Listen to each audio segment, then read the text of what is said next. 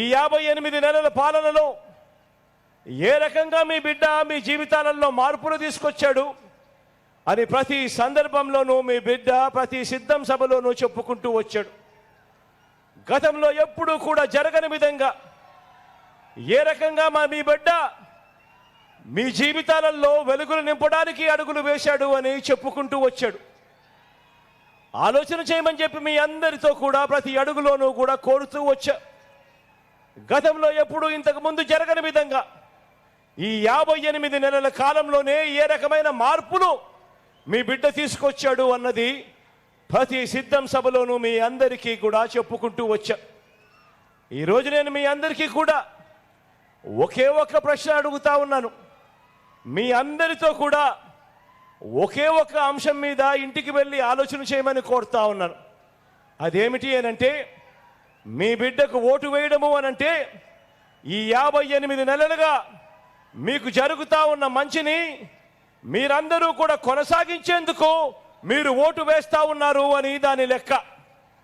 మీ బిడ్డకు కాకుండా చంద్రబాబు నాయుడు గారికి ఓటు వేయడము అనంటే దాని అర్థం ఈ 58 నెలలుగా మీకు జరుగుతూ ఉన్న మంచిని మీరంతటి మీరే ఇక మాకు వద్దు అని మీరంతకు మీరే ఓటు వేసినట్టు అవుతుంది అన్నది కూడా గుర్తుపెట్టుకోమని కోరుతా ఉన్నా. ప్రతి ఒక్కరూ ఆలోచన చేయమని కోరుతా ఉన్నాను.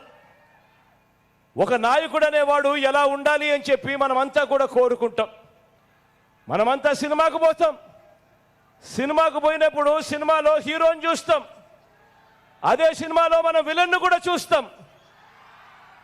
ఫలాని వాడు హీరో అని చెప్పడు, ఫలాని వాడు హీరో అని మనకు తెలియదు, ఫలాని వాడు విలను అని మనకు తెలియదు. కానీ ఆ విలనుకున్న గుణగుణాలను బట్టి ఆ మనిషి విలను అని చెప్పి మనం అంతగా మనమే అంటాం. ఈరోజు నేను ఒకటి చెప్తా ఉన్నాను.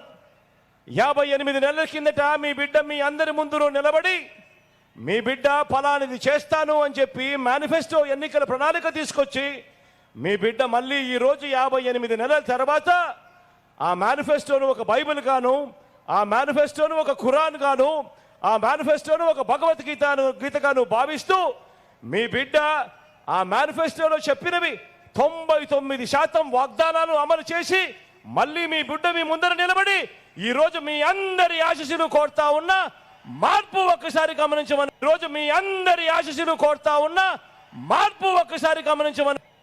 అదే